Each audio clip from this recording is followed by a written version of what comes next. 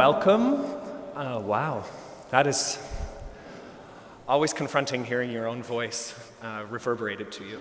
Welcome everyone on behalf of the John Adams Institute and Room for Discussion. My name is Ian Kenny and I am the Program and Development Coordinator at the John Adams Institute. And this is Karol Maranowski, co-chair of Room for Discussion. For those of you who may not know either organization, the John Adams Institute is an independent podium for American culture here in the Netherlands. And for nearly 40 years, we've been welcoming the best and the brightest of American thinking from every background and walk of life to engage the public right here in Amsterdam with their consequential ideas. And I'm really happy this evening that we have Room for Discussion as our partners. Room for Discussion is a student-run speaker platform at the University of Amsterdam, and they welcome noteworthy speakers from all over the world to the UVA to sit in conversation with student interviewers. And both of our organizations are keen to tackle important topics of our time, and we don't shy away from asking difficult questions or looking for nuanced answers in the hopes of broadening our collective horizons. And while our two organizations have worked together in the past on a variety of speaker events, tonight is our first time that we've ever co-produced something.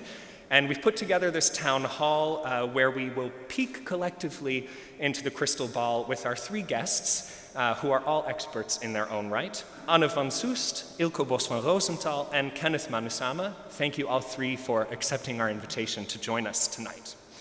And thank you to the audience as well. We understand that these topics, as you may have read on the website, don't always at the outset appear very cheery, and that we're all searching for togetherness and lightheartedness at this time of year.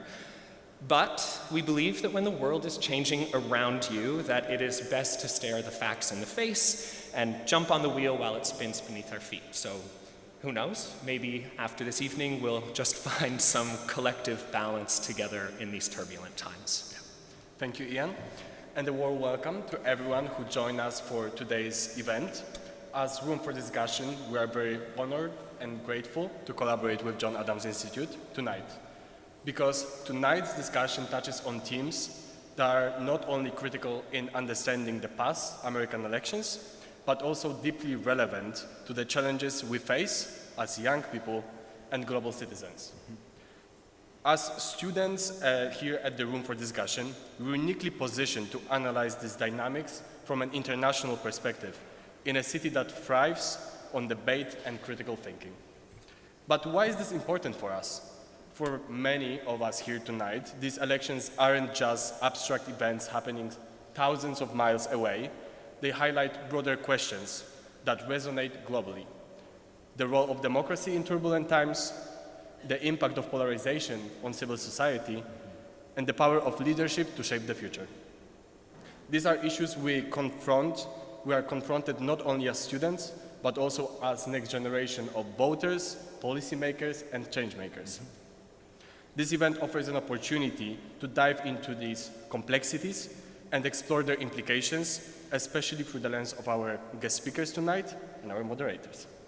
Speaking of which, our wonderful moderators, Sean, member of Room for Discussion and John Adams Institute, and Lot, journalist and Young Minds ambassador, will touch upon three themes during this evening: domestic political division, global economic and security implications, and threats to democracy.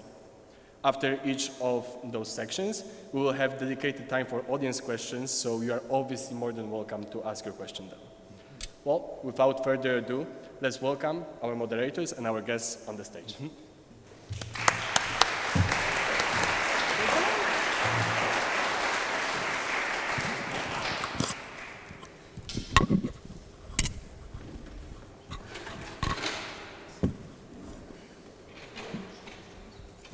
Is everybody warm or cold? Thank you for your kind words. Oh, that's a little loud. Thank you for your kind words, Carol and Ian. Thank you all for joining us here tonight under these gloomy December skies. Thank you for Museum Komhout for hosting us in this Maritime Sailors Cathedral.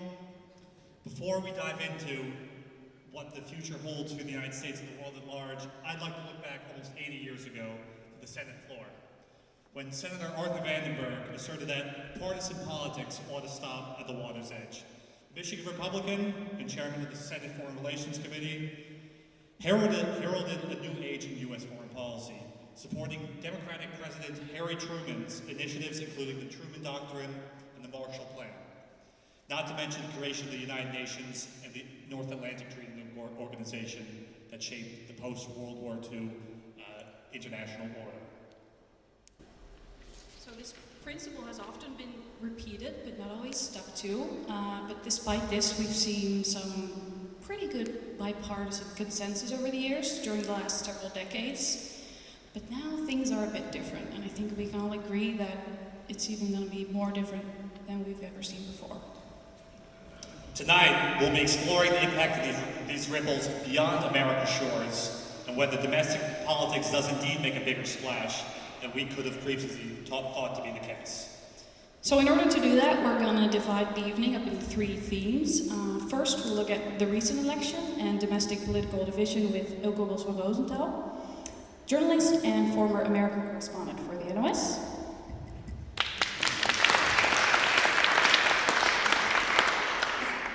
Then we'll take a step back and speak about what a second Trump term will mean for the rest of the world on an economic and a security level, with Anne van Soest, director of the Netherlands Atlantic Association.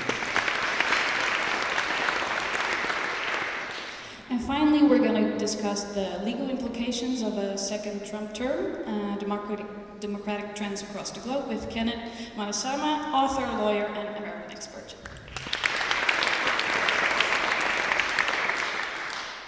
We're delighted to welcome you three here tonight and excited to hear what you have to say. Feel free to jump in and contribute if you have something to note, even if the question's not addressed directly to you. We'd love to hear it. And of course, we'll have plenty of opportunities tonight for your input too. As Carol said earlier, a few times during the evening, either Lotte or I will come into the audience and you'll be able to speak what's on your mind. Yeah, Ilko, we're going to start with you. Do you have the mic? Oh, perfect. So you were in Pennsylvania on election night.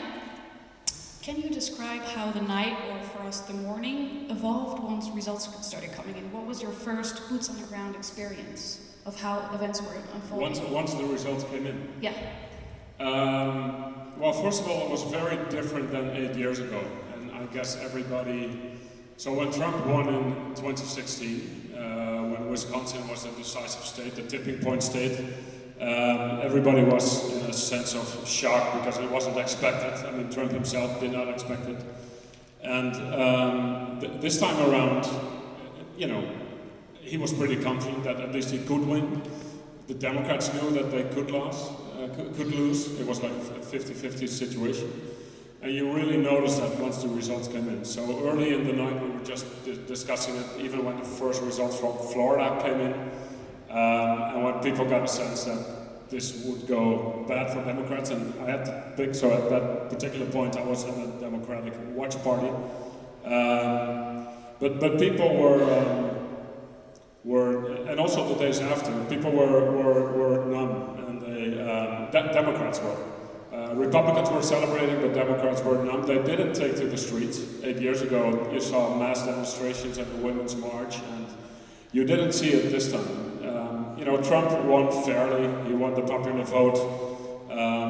Back in 2016, Hillary Clinton could blame, or tried to blame, Russia and the FBI director because of everything that was going on. And now it was just a fair win by Trump. And to get back to your question, everybody realized that.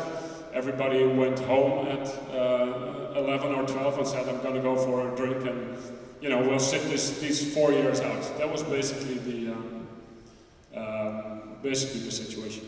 So it was different than 8 years ago. It was also obviously very different than 4 years ago because America chose for a Republican president. Yeah. What were the key issues that this election was decided on? And please, everybody else chime in. Yeah, I mean, but correct me if I'm wrong. I mean, the main issues for Republicans were different than for Democrats. The main issue for both, I guess, was the economy, and the price of housing, inflation, groceries. For Republicans, and obviously it was the border and everything that comes with it. You know, too many people coming into the country illegally, too many people already in the country illegally. So that was a big issue for them. If you ask Democrats, democracy was a big issue, abortion was a big issue. 2 years ago, the Democrats won the midterms, or at least didn't take the loss that was expected. And the Democrats were campaigning on these issues. And this time around, it didn't work. I think if you are part of a very unpopular administration, as Kamala Harris was, we'll never know if she was the ideal candidate, because the Democrats didn't have a primary after Biden won his. But if a cabinet is that unpopular and the grocery prices are that high, I think no matter who the candidate would have been, it was an unwinnable election for the Democrats. I think the Democrats all had a very good campaign. They just had the wrong message, I think, and they were painted very well by the Republicans as being culture warriors, where everybody was just looking at grocery prices. So, from a campaign standpoint, they had a good campaign, but they were just harping on these culture war issues, on democracy, January 6th, and so on. And the Republicans could just say, hey, you want everyone to be transgender and then stuff like that. And nobody cares really about J6, about January 6th anymore. And that was it. And then just point to the economy, that was it. I think so. That was unfortunate for them that the Democrats, and that's the lesson that they're learning, do not have their ears to the ground and as to what really is going on. So do you think this reflected the failure of the Democratic Party to address these issues, or was it more about the messaging? Well, they had the wrong message because they weren't listening. And I think the Republicans did very well in putting the Democrats in a corner. Because all the Republicans had to do was look at the economy and look at what the Democrats are talking about. And these were two different things. And the people cared about the economy. Oh, sorry, go. No, I'm just triggered by these personal views and reflections also on election night, because the Netherlands Atlantic Association was organizing together with the John Adams Institute on election night, a fantastic event, I must say, in the Tolhuistuin in Amsterdam. And I think we were all convinced that it was going to be a very tight race, right? And that's how we had designed the program. The Netherlands Atlantic Association had done some polling in the Netherlands on the candidate preferred by Dutch citizens, which was Kamala Harris by far. I think it was like 80% of Dutch audiences wanting Kamala Harris to win. Most people thought she was going to win. We, at last minute, found a Republican speaker who wanted to participate in our program because we had been leaning to one side a little bit. But just to say that again, I mean, I woke up the next morning thinking, I've been fooled again. I really didn't see this one coming again. And I think that was a sort of shared feeling that many of the people around us had. Was that feeling of surprise also prevalent in the U.S.? You were in Pennsylvania that night? No, I think. Sorry. I think the Tolhuistuin, I wasn't there, but it must have been an extreme bubble that evening. No, I mean, if you ask the Dutch people, then Kamala Harris would win. No, everybody was very aware that there was a very, very good chance that Trump would win, which is also why he's much more prepared this time than he was 8 years ago. The campaign, I mean, Trump will always be, full of flaws and chaotic, and he's undisciplined, etc. Sorry. Shootings. Sorry. The campaign was also full of. Well, I mean, not the candidate. He's always no, but you're right. But the campaign was. Otherwise, I mean, 8 years ago it was chaos, and the campaign was very well executed. There was almost no drama for Trump standards. And which also means that when they now enter office, it will be. I mean, there will be more drama than during the Biden administration. There will be, Trump is addicted to drama, but they're much better prepared when it comes to, people coming in, cabinet members, etc. So, and that was the sense during that night and the months before. The Republicans were they had internal polling, and they were very very optimistic about their win. Yeah. Anna, maybe retroactively, the Do you think it came as a surprise considering the global trends against incumbency? If we look back at the world, half the world voting, going to the polls this year, is that in trend with that? What happened in the United States? Is it a trend? Yes, maybe. I was just thinking, Sean, to say, first of all, foreign policy wasn't very high on the agenda of most American voters. I mean, it was definitely... This sort of anti-incumbency trend that you saw in other places around the world. Right. Is it a trend? Yes, maybe. I also think that a Trump win will do something for other elections in the world. So we'll see what the effects of that are.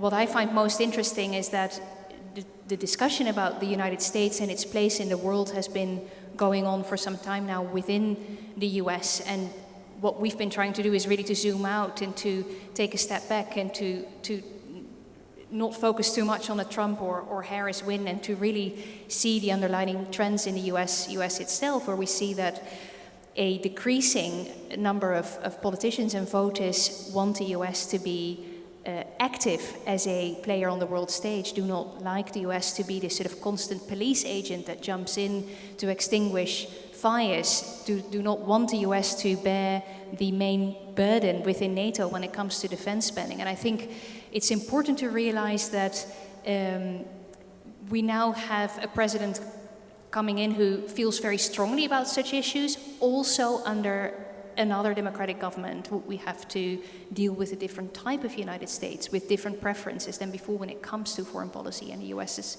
place in the world. So I think there, we'll come to that later, but there is work for Europe to be done.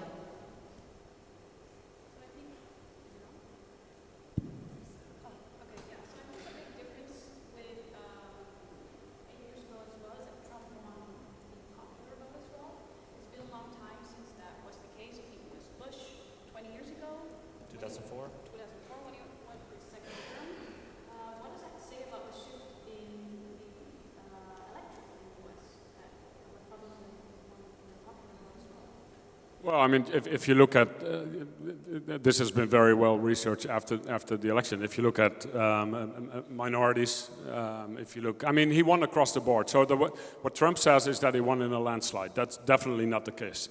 If he says he has the biggest mandate, etc., that's not the case at all. I mean, this is the smallest margin in almost a century, or one of the smallest in a century. But he did win, and he won across the board with minorities, with former Democrats. He didn't win a majority of minorities, but he made huge gain with Hispanics, with African Americans, with young men of all stripes, who also look very different at.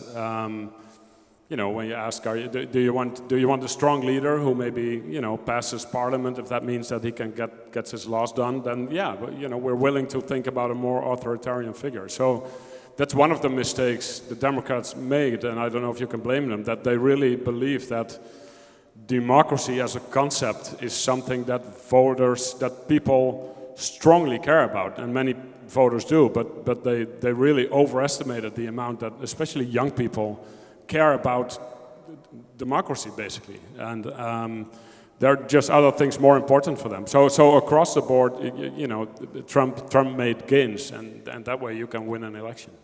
So these sorts of tangible policy initiatives that voters made their choice on, how can those be translated into real legislative accomplishments? How do you see that happening with both houses controlled by the Republicans? Yeah.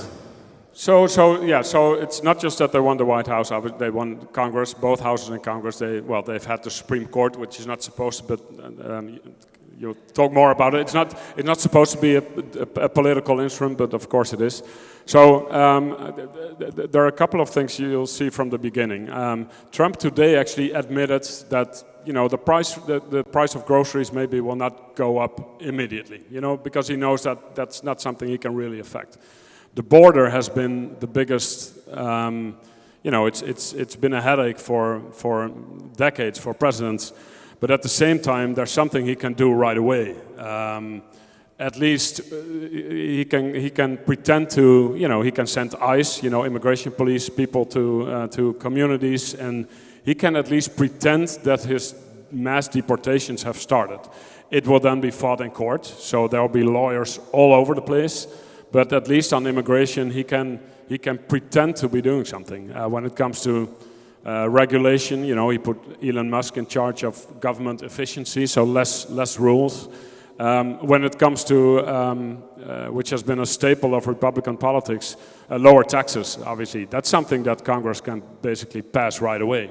So there are things that they'll do, you know, some culture war stuff. There are some people in the government that care about, I don't even know if Trump himself really cares about woke, but, you know, demonstrations on campuses, transgender issues, which has actually been a surprising, really a winning theme for Trump, that the Democrats didn't believe it was really going to be an issue. So there's stuff he'll do, but it will be tough, but it's easier with a Republican Congress. I mean, particularly in the House, they have quite a small margin. Is there any opportunity for any bipartisan consensus on any issues, or Healthcare, maybe? Well, I don't know about healthcare. I mean, on the border, Democrats did shift to the right on the border, on migration, like you see everywhere in Europe. So even the left moves, if you look at Scandinavia, or even now the discussion that PvdA has started. The Democrats also have moved to the right in a way on migration that a decade ago nobody would have believed. So maybe something is possible. I think it's really interesting to look at the role of Congress when we look at US foreign policy in the previous years and in the future, because I think it used to be an area of policy making where there was quite broad consensus, or where consensus could be achieved if there wasn't any. And we've seen how long it took for Congress to approve the last aid package to Ukraine, how complicated that was. And I don't think that was necessarily about the aid package to Ukraine. I think, in fact, on both sides of the aisle, people were quite happy to support it. But relations have drifted so far apart, the situation is so polarized, that in this area of policy making it was already very difficult to achieve consensus in a joint way forward, and I think it will even be more difficult in the past. It will be interesting to see also in relation to appointments of people, and that goes across the board for all high-level government positions, but also to ambassadorial appointments, for example. Approval of the Senate is needed. We have heard, I mean, it's very difficult to predict. We've heard Trump wants to sort of go around the Senate. I'm curious kind of what you've got to say about this, whether this is at all feasible. At the same time, I mean, candidates have been withdrawn because it was felt that they wouldn't be able to pass the senatorial test. So I think Congress is one to watch for the next months and years. how do you think these appointments differ from the first? Maybe you have something to say about this, Kenneth, I think. So there's this famous phrase from the first Trump administration that there were adults in the room in the first Trump administration. They're not there anymore, right? That means those were establishment figures that were actually adhering to constitutional norms, constitutional rules, and acting to a large extent in good faith. The bunch of people that we see now being appointed are, first of all, loyalists, and they are 100% committed to Trump's America First agenda, to the extent even that they will also ignore all these constitutional norms and act in bad faith. You can only just point to one appointment, that is Kash Patel to the FBI,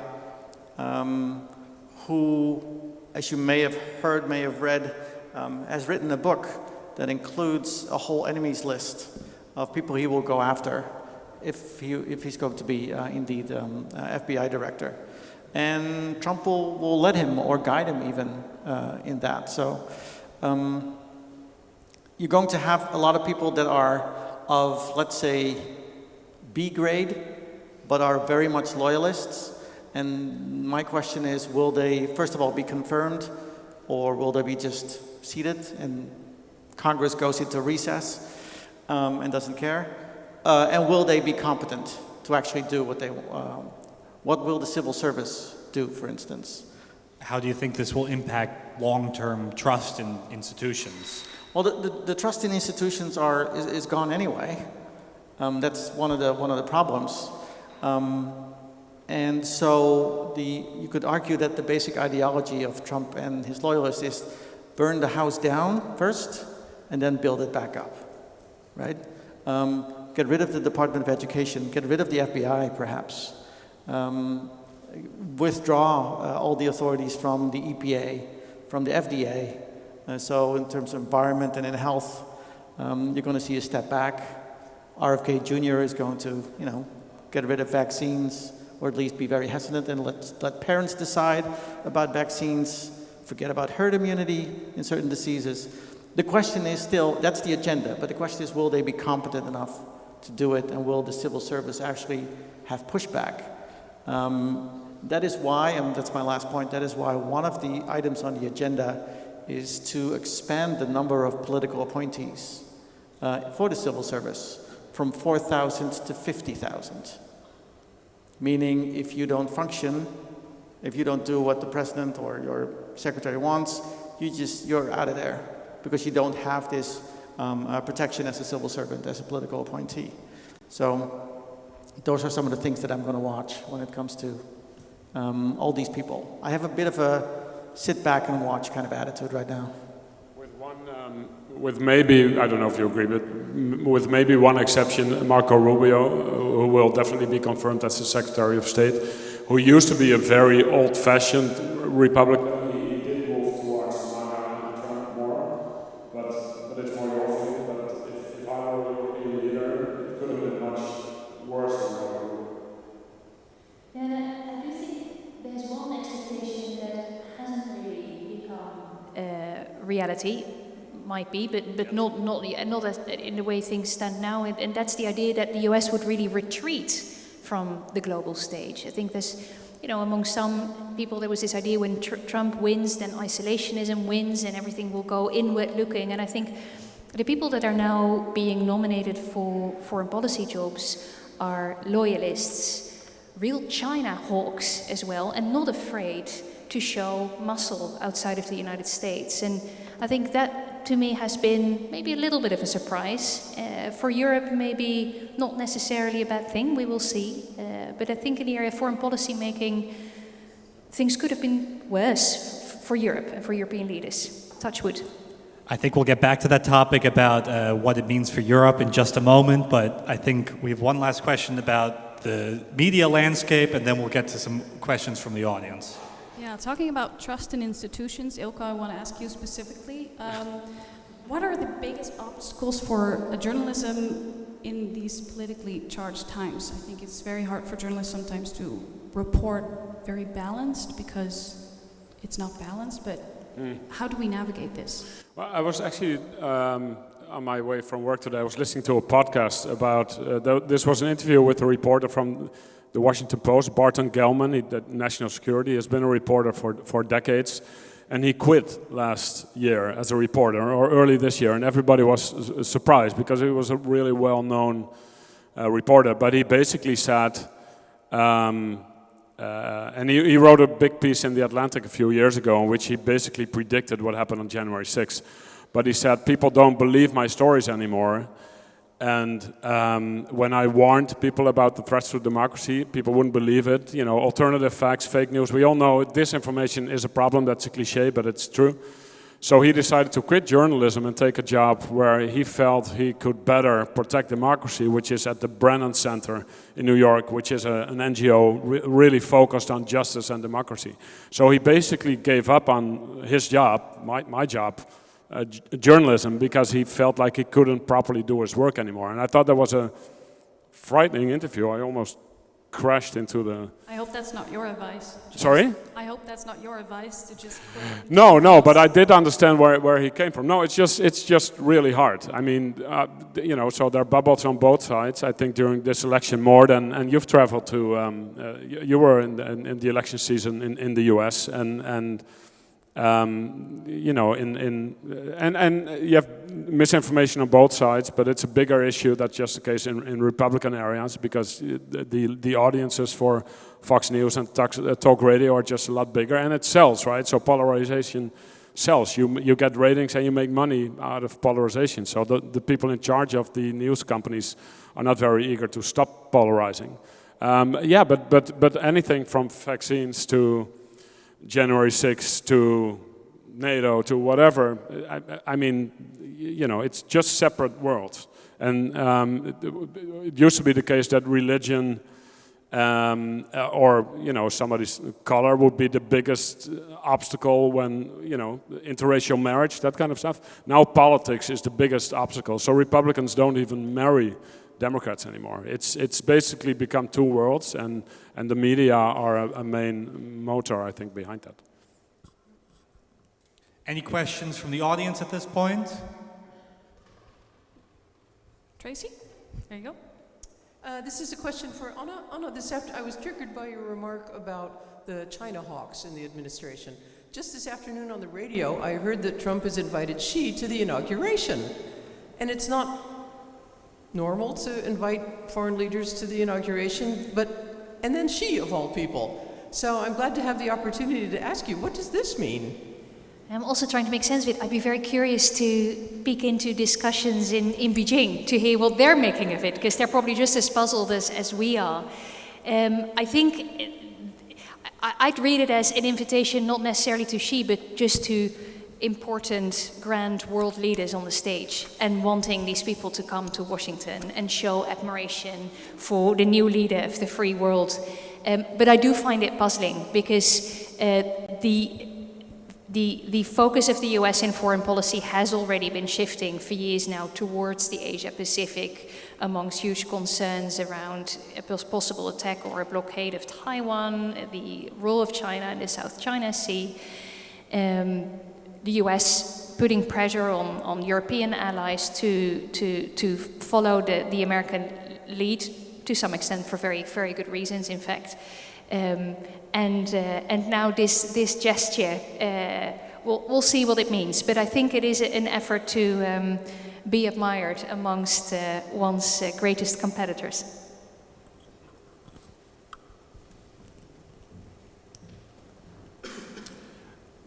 Given the average age of the Fox News viewer, the sun is probably setting for them. What struck me in the election were the statistics around the low information viewers, the people who get most of their news from streaming, TikTok, and God knows what else, Instagram. Anyway, but I won't comment on that. But perhaps you could, because I think, you know, that probably had a lot more impact on you know, the Republican, the Trump campaign played that very well, and the Democrats missed that pretty much altogether. But if the future is people getting their news from Instagram and TikTok and God knows what else, you know, what does that mean? Not for journalism, because, you know, that's maybe a dying profession. But you know, what does it mean for politics?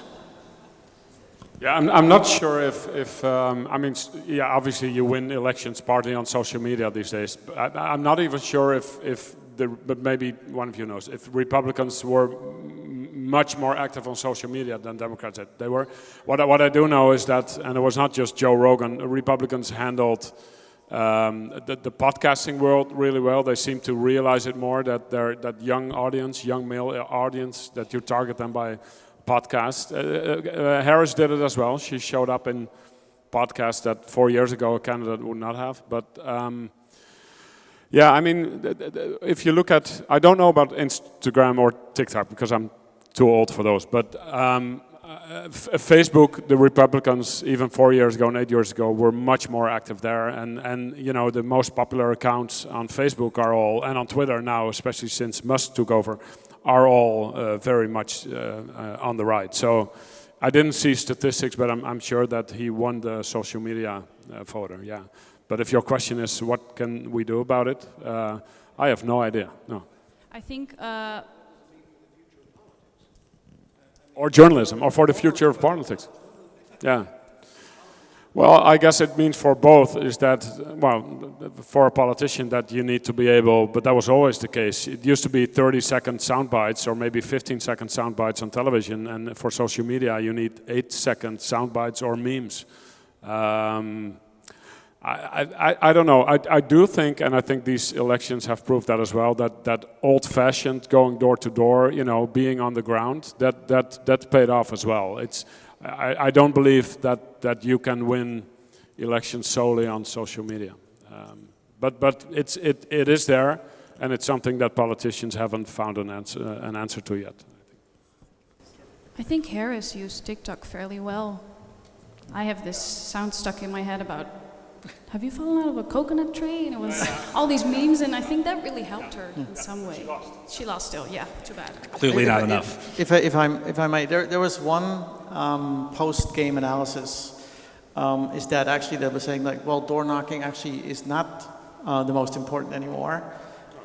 You have to engage on a more community level and persuade, right? Persuasion is the game now, and you cannot do that on not just knocking on doors, handing out flyers, but go. Just on social media. Exactly. So you have to go into communities, sit with them, listen to them, and then try to persuade. And that is very labor intensive, of course, and dollar intensive, I guess. But I think what was the curse of the Democrats this time is they weren't there where people were. At least, well, that's part of the post-game analysis. So I think media is going to have a different function in terms of being fragmented, but also having a role in people's lives. I think stepping away from the media landscape a little bit, moving back to the more foreign policy scape, and Europe in particular. Secretary General Rutte was at Carnegie Europe today, and he spoke about that we should be spiritually preparing for war, repeatedly calling for increased defense spending by allies in NATO. But he was slow to meet that target when he was Prime Minister of this country. How can we take this newfound attitude seriously?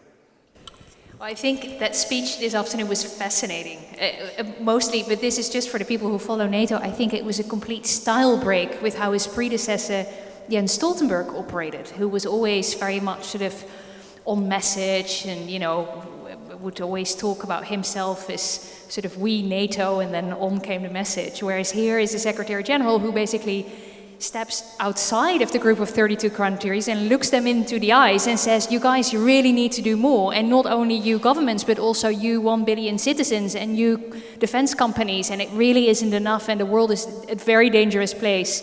And you better make sure that you put more weight in, and that you share more of the burden within NATO.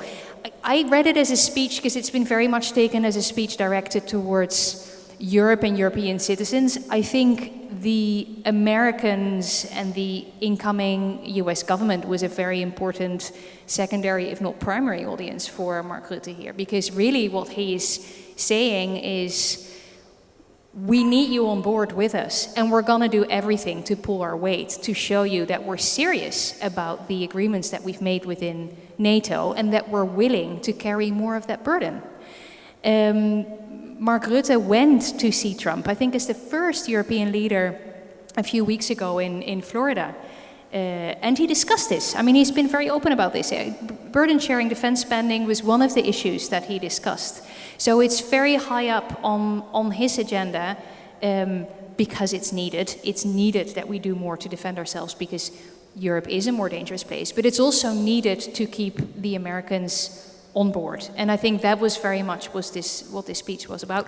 What was very interesting to me as well is the things that Rutte says about Ukraine and war in Europe, almost as if he wants to tell the Americans, guys, this is not about Europeans again being at war at one another, Europeans again helping for the US to help. No, this is Ukraine fighting Russia with the help of the West, whilst Russia is using North Koreans to fight with them, supported by China, with drones from Iran. This is a global issue, and this is about how power is divided in this world.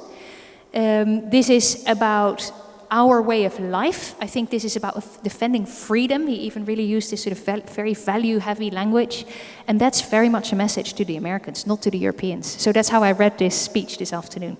But are the Europeans prepared to take up this mantle? You see the instability in Germany, in France. are European governments prepared to step up to the plate? I think the Secretary General has no choice in making this point now, ahead of the inauguration of the Trump administration, but it's going to be very difficult.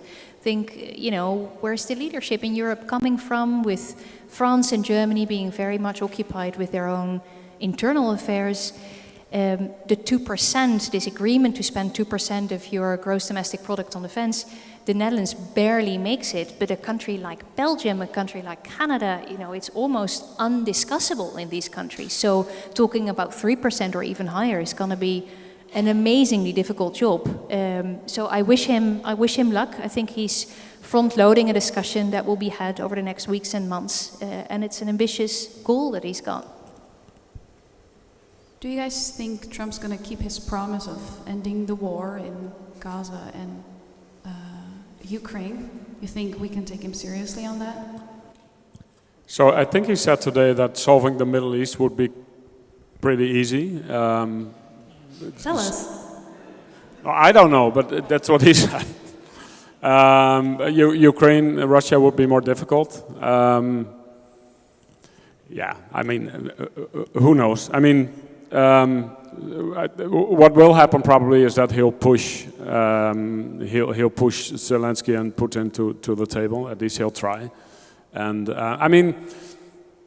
just to play devil's advocate, the past 3 years haven't been great, and you never know. Maybe Trump's way of, very exceptional way of dealing with this helps. Maybe he can push them to the table. If I were a Palestinian, I would be very, very unhappy, because you're getting the most pro-Israel, even pro-settler administration in the U.S. that you've ever seen. So I do understand if Trump says the Middle East, I don't know. There's a lot of rhetoric, and I guess we don't know. The only thing in foreign policy where Trump and the Democrats are not that far apart is China. The Biden administration was hardly any different from the Trump administration, correct me if I'm wrong, when it comes to China. Maybe the rhetoric obviously is a bit different, but the Democrats are just as hawkish on China as the Republicans were. And you're right, they're not retreating in the fight with China. They're not retreating at all.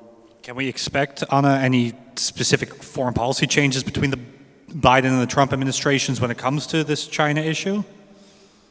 Yeah, I tend to agree with Ilko, and as far as I can judge, that there is this hawkishness on China is pretty much a continuum. There is the issue of tariffs that we can talk about, which Trump has been threatening with. Again, we'll have to see if they materialize. I think European companies are already sort of trying to maneuver, not only European companies, I think companies all over are trying to make sure that they're de-risking when it comes to trade flows between China and the US that they're somehow part of. So that's important. When it comes to Ukraine, maybe just one final observation. There is this idea of ending the war in 24 hours.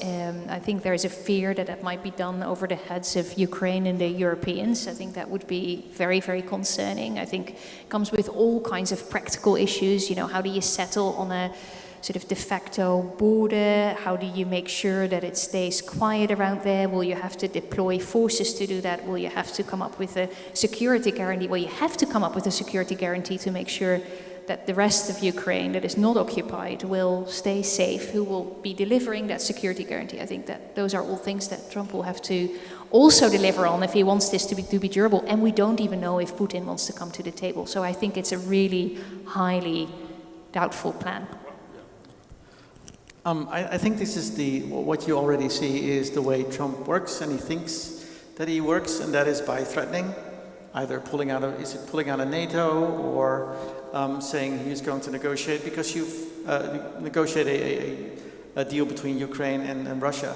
And you see already Zelensky saying, well, I think this year we'll be at the negotiating table and the war will come to an end.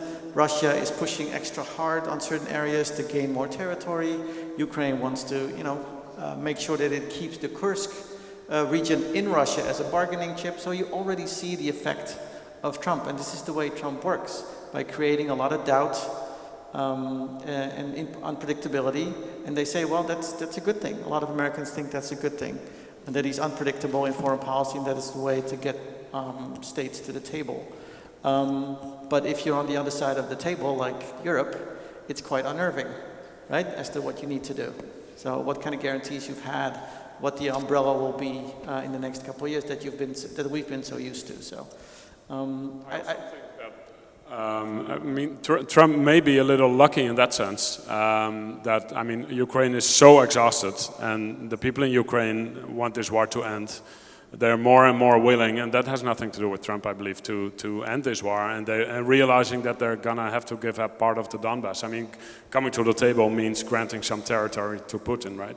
So the exhaustion of the Ukrainians after almost 4 years of war, and the Trump administration coming in, I mean, if it does lead to something, then, you know, Trump will take the credit, but he's also then lucky that, I mean, it sounds cynical, but that Ukraine is just completely tired of war. Coming back to this question about China, what happened last week in South Korea, obviously with the president declaring martial law there, he's seemingly on his way out, and he was one of the more pro-American forces in the region. What does that mean for American influence in Southeast Asia? It's a bit early days to say what's going to happen in South Korea going forward, but I think it is a good question to ask. The strategy of the Biden administration has been to build alliances and partnerships through multilateral platforms. And NATO has been very much used as one of those platforms as well, as a place where Japan and South Korea and Australia and New Zealand are continuously invited. You see these leaders at almost every summit. But the G7 is, I think, another forum that has been very much utilized by the American administration to form alliances and deepen friendships with countries that it feels it can do business with, that are like-minded. And in this case, South Korea has been incredibly important. It's really because of South Korea that we knew there were North Korean soldiers in Russia in the first place. It's this kind of information sharing that comes from the region, that comes from neighboring countries, that NATO allies need to know what exactly is going on even in Europe these days. So a government in one of these countries being unstable is bad news in that regard. We have seen Trump in the White House before for 4 years. Do you think world leaders are now maybe more used to his unorthodox way of leading? Do you think that maybe he's more predictable now? I'll say something quickly and then I'll let others speak, but I think we're much better prepared. We, saying European governments, are much better prepared for what is to come. I do see there's a risk in there. I think there's going to be a more transactional way of international deal making, of really wanting something in exchange for the American security guarantee within NATO, for example. Of course, you know, foreign politics is always interest-driven, but I think the emphasis will be much more now than previously on the short term and the material. And you see European countries already anticipating this, already trying to scope out what they have to exchange with the United States. And you have a sort of linking of different files. You get a sort of security in exchange for the EU backing off regulating big tech, for example. I mean, completely different areas of policy and trade that are being linked together. And I think it's really important that the Europeans do not have this beauty contest of who will be best at trading with the US, but that they stick together and negotiate together to have this meaningful relationship, ultimately also with the incoming administration. Perhaps on this question of trade, unless you had something on this topic that you want to add? Well, I think the horse trading, even between allies, between the US and EU, is also going to be very public. Because I think Trump is actually going to say out loud to the press what he exactly wants. So we should not expect, I think, the US and Trump to be dealing with Europe as an ally per se, but as a partner to deal with.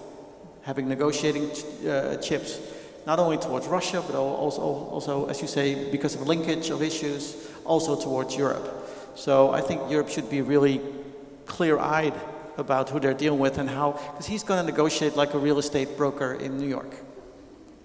Yeah, it's going to be out in the open, it's going to be hardball. And I think that is something that Europe really is going to need to get used to. On this question of trade, what exactly is on the line here for the European Union and the Netherlands in the face of this rhetoric of throwing 20, 30, 40% tariffs on everything coming to the US? Well, again, I still think it's extremely speculative at this moment in time. I mean, we'll have to wait and see. And I think tariffs ultimately hit consumers in the US, in Europe, and that's something that will also be part of this deliberate decision making. I think the Netherlands is interesting for the United States for two important reasons.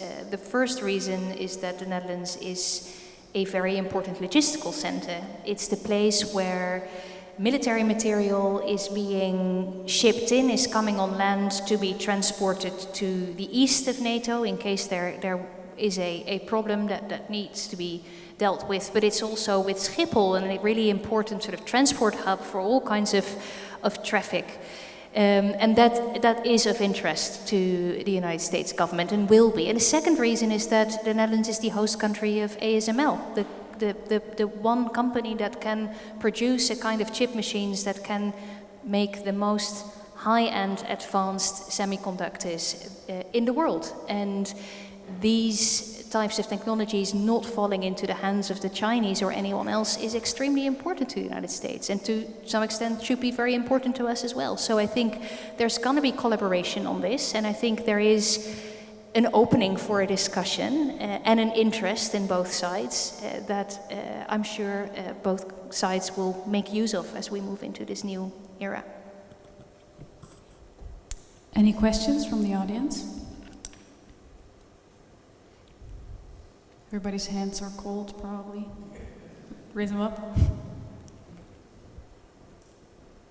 I was wondering, a topic that we really haven't touched upon yet is climate action and any form of climate change. And I feel like we have made progressive steps towards the right direction, even though they have been slower than anybody wants them to be, basically. But a new Trump term, for me and my peers, has seemed like a big step back in the face of climate action. How do you see that? I think you're absolutely right. I think it was yesterday that Donald Trump tweeted out, or at least on one of his social media platforms, he inviting any company that invests $1 billion in the US will basically get a fast track approvals in the United States, and that includes doing away with, or mostly doing away with, environmental regulations, for instance. You see, for instance, when it comes to AI and crypto, that takes a lot of energy. Given the appointments on these issues, they're not going to be concerned about energy consumption. They're going to drill and burn fossil fuels. The EPA, the Environmental Protection Agency, is being slowly stripped of its powers by the United States Supreme Court.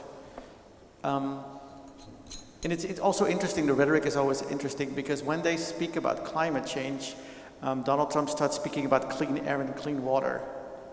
And I'm always like, wait a minute, we're talking about CO2 and global warming and so on. So the very notion of this climate change is not there in their minds, right? They don't accept it, it's a hoax, and all that kind of rhetoric. So the US will be yanked out of the Paris Accords, and it's going to be very low on the priority list, I'm afraid. So yeah, again, maybe another issue for other countries like Europe to step up, to maybe negate a little bit of the effects. But yeah, no, this is not a good time for climate change activists in the US. Sorry. Another question right here in the back. Hi, my name is Chris. Thank you for the panel tonight. I was just curious what your honest opinions are about Rutte leading NATO. I mean, when I Obviously, he has a lot of experience. My perception of him is he's an executive recruiter who got into politics, knows how to build consensus, but is that really what we need as a leader of NATO? So, I mean, obviously hearing what he said last week in his first press conference, boy, he's on message, right? He repeats the same things, but there's an authenticity and an experience that, you know, it seems to be missing from the prior general of the NATO. So just curious what your thoughts are on Rutte. Yeah, I think ever since Mark Rutte his name was circulating as the name of the next Secretary General of NATO, people in the Netherlands have become very, very excited, like extremely excited. You know, it's as if the leader of the free world had been sort of selected amongst our own. And I think the reality is that the Secretary General of NATO is more a secretary than a general. And that's not just true for Mark Rutte, that's true for all of his predecessors as well. I mean, these are people who need to create consensus. NATO is not an organization where countries vote. It's an organization that moves ahead based on a joint vision of the future. And the Secretary of NATO needs to make sure that everyone sticks together, that solidarity and unity is there and maintained, because that is really NATO's most important asset, you know, to be able to show that you want the same and you're gonna be there if one of you gets attacked.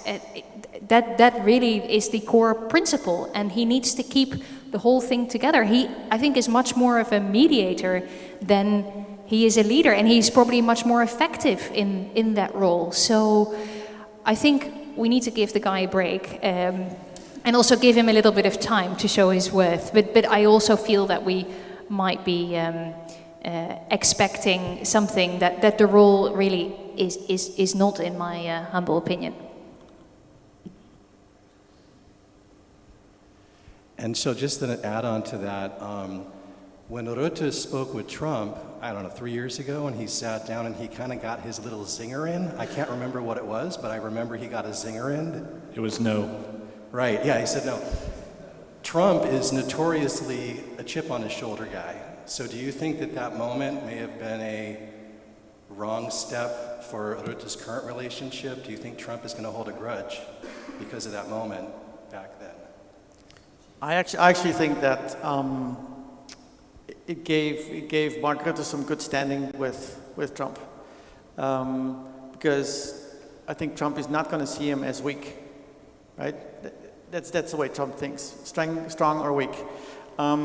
Plus, I think actually him being a consensus builder, but at the same time Dutch, meaning that he will be plain spoken when it comes in public, having a strong message about, hey, we are 4 or 5 years away from war, everybody needs to step up. That's the kind of plain spokenness, I think, and bluntness that he also brings to the table, together with his consensus building behind the scenes. So indeed, I would probably give him a chance as well. I think we're moving on to our third section, threats to democracy. Kenneth, 2/3 of Americans, 67%, say weakening democracy in the United States poses a critical threat to U.S. interests in the next 10 years, according to a Chicago Council survey from this past summer, but often place the onus on their political opponents. How can we reconcile this seeming agreement on the issue of lack of faith in democracy with the stark disagreement on where it begins? Well, I think we had this discussion earlier that young people actually, I would disagree actually with what was said, namely that young people actually don't believe in democracy that much. If you think of the young voter these days, they have seen Donald Trump for the past 8 years. That's their view of democracy, right? That's chaos. Even longer than that, and this is where the more general resentment comes from, is that democracy hasn't delivered, right? The elites who are in charge of the democracy haven't really delivered for the people. That goes all the way back to Bill Clinton and NAFTA and so on. That already had its expression, for instance, in Bernie Sanders in 2016. who also pulled the Democratic Party to the left already. But still, after Trump's first term, after Biden, the pandemic, democracy is seen as not delivering. That's one. I think that's generally shared. And of course, there are numerous other things that makes one side, at least, the MAGA side, the Make America Great Again side, saying, well, democracy is going to be second place for me because I have different things on my agenda, like immigration, like economics. And if there is a Donald Trump who's going to burn the house down and then delivers on these things, democracy fine, but not at this moment, perhaps. Right? So, and you see now this attitude reflected in Donald Trump and his administration, where he kind of sees that, well, people don't really care that much about democracy. They want someone strong to actually get things done. And I think it's for elites very hard for me as a lawyer who wants to, keep the system running and relatively intact. That's hard to see, but you have to understand why people actually want to burn that Democratic House down. Ilko, you were nodding. Does this reflect what you saw on the campaign trail? Yeah, this is exactly it. I mean, especially if you talk to young people, it's not that they, I guess we're on the same page, it's not that they don't like democracy, obviously, it's just not on their priority list for many of the reasons that Kenneth is saying. But that's not just when you meet people on the campaign trail. I mean, polls, people are very specific to pollsters about what issues they care about. And again, for many Democrats, also young Democrats, democracy, which maybe is a vague concept in a sense, but is something they do care about. But for the Trump voters, and especially the MAGA voters, it's just not that big of an issue. Until all other matters are solved, right? I mean, but they're not. Kenneth, how do you think the democratic landscape is going to be impacted by the role of the courts? We've seen key issues and rights like access to abortion being toppled. What's next? Well, so there are a couple of trends going on with the Supreme Court and constitutional issues. Perhaps most recent, the immunity decision, of course. They're saying that the president can basically do whatever and be immune from criminal prosecution after his term. But the longer trends are, for instance, the breakdown or the elimination of the so-called deep state. Right? I mentioned when it comes to the environment question about the Environmental Protection Agency, which is a prime target for actually scaling back the authority of the executive branch. Right? You have all these alphabet kind of agencies, the EPA, FDA, and so on. And what conservatives have wanted for a long time is actually get rid of those, because they're saying there's too much federal government. Too much federal government that has its tentacles in my daily lives, or meddling with my life. So you see the court and the Supreme Court actually indeed taking away authority from the executive branch to regulate, for instance, businesses on environmental issues and so on. They're basically saying that their justification is, well, Congress should do its job and have better law and not have the executive branch make all these rules for people that have no democratic legitimate source. That is a trend. There's a trend of scaling back civil rights, and I don't mean just LGBTQ plus rights. I actually mean civil rights as were built up since the 1960s. The conservative cause in the courts is to have a colorblind system, meaning no affirmative action. That has been done away with. If you followed the court, affirmative action has been done away with. Protection against racial discrimination in voting has been broken down by the court. So the courts are having an immense impact these days. And it kind of goes against the trend of society itself, right? So the court is now a sort of avatar for a policy from the 1970s and 80s whereas the rest of the world is living in 2024, right, in terms of more progressive values. So the court is going to be going to be the target of progressive organizations, I think, for the next couple of years. On this point, before we get to you, Anna, what are state governments doing about this? Obviously, the U.S. is a federal system. What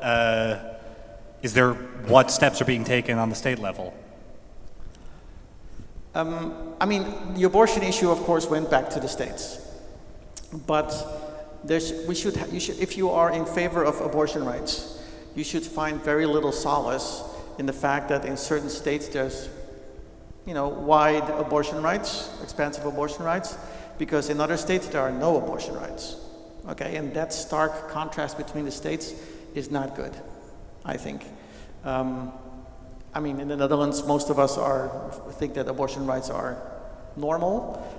In the US, it's not, definitely. So, plus, when it comes to voting, for instance, the states are where the action is because they determine the election laws in federal elections. So North Carolina determines how presidential elections in their state is done. And the Republicans, since the 1970s, have also taken over a lot of state governments to make sure that they are in charge of those election laws. So, yeah, indeed, states is where it's at, but when you are progressive, that's not a good thing. When you're conservative, you've been in this project for a while now, and you're succeeding. So, congratulations. I was actually just thinking it's a very interesting time for European countries that do business with the American democracy, and I think are very used to dealing with the executive, and have now for some time been reorienting themselves whether there are other actors and other institutions that they should be doing business with instead of the executive. And I think contacts at state level, diplomatic contacts at state level have really gone up. Countries are looking at the American states where a lot of their national companies are active, for example, where there is real material interests that make these states likely partners when it comes to talking to the United States and the United States government. And I again think that Congress is going to be very, very important. It's going to be very interesting to see how different members of the House and the Senate relate to the executive power and how they might provide entrance points for foreign partners, European countries that are looking for ways to talk to the United States. And I think whom to talk to will be a very interesting question in the next years. Do you think a fragile US democracy maybe emboldens authoritarian regimes globally?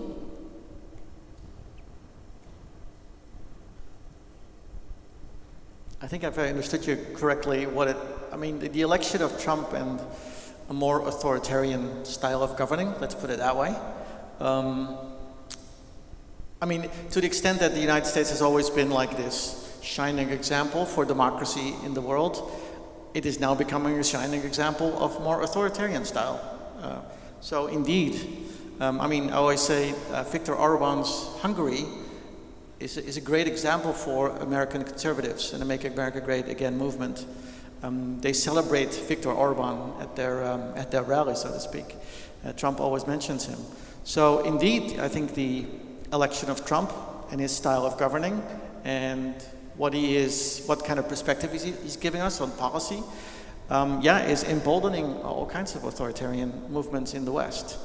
And I think you will see probably next year somewhere a gathering of certain leaders, maybe even again the Conservative Political Action Committee that already met once in Hungary will meet again somewhere in Europe, or you'll see Meloni and Orban and Le Pen go to Washington or something and have their conference over there. So yeah, America is going to be another example, but not for democracy perhaps, but for more authoritarian movements, I'm afraid.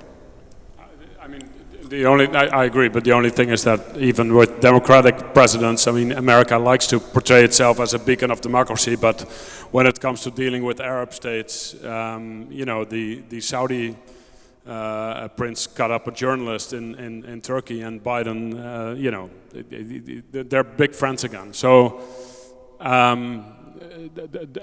democratic presidents have always been very friendly with authoritarians across the Middle East and elsewhere.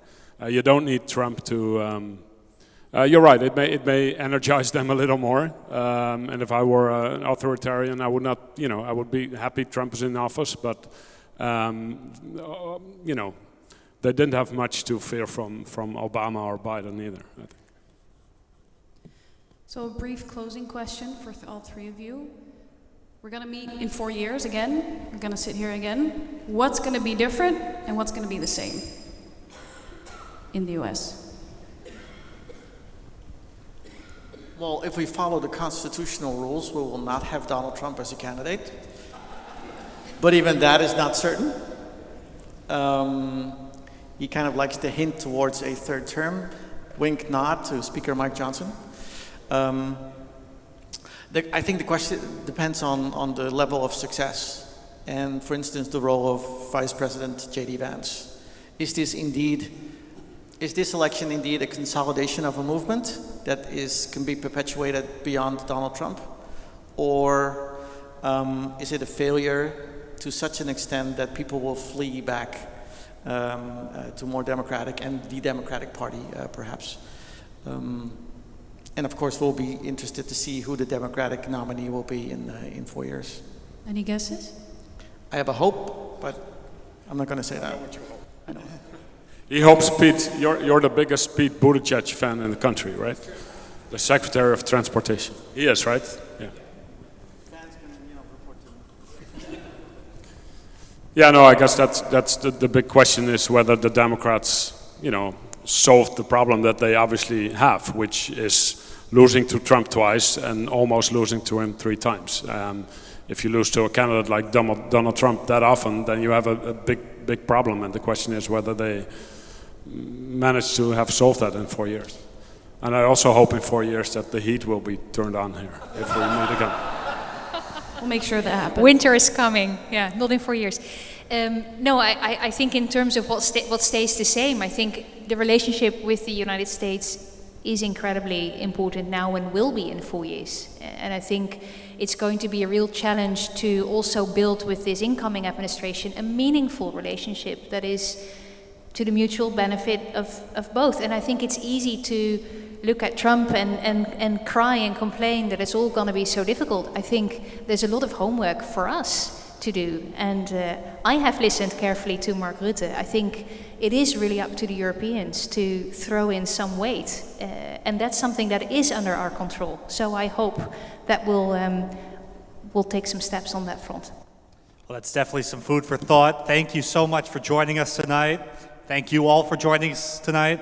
If you haven't had enough of room for discussion yet, tomorrow we'll be welcoming the parliamentary sketchwriter for The Guardian, John Grace, 1 p.m. And in the beginning of the new year, we'll be honored to host the president of the European Court of Auditors, Tony Murphy, also at 1 p.m. on the 14th of January, and the leader of the Belarusian opposition, Svetlana Chishnukaya, also at 1 p.m., all in the E-Hall at the Rutus Island campus at the University of Amsterdam. On behalf of the John Adams Institute, thank you as well. We have some very exciting events coming up. First of all, we'll be hosting acclaimed historian Timothy Snyder on January 21st, and I think, Ilko, you're going to be interviewing him? So, 24th, sorry. Yeah, that's what it says. Something else to look forward to is a photography exhibition we'll be hosting together with Rijksmuseum. We're going to welcome some photographers from across the US on the 9th of February. And we're also welcoming Kim Whaley on March 13th, and she's going to speak on the history and the present of presidential pardons. So that's a very timely subject. And Kenneth will be moderating that one for us. You can find more details on our website and our social media. So, thank you. Big applause.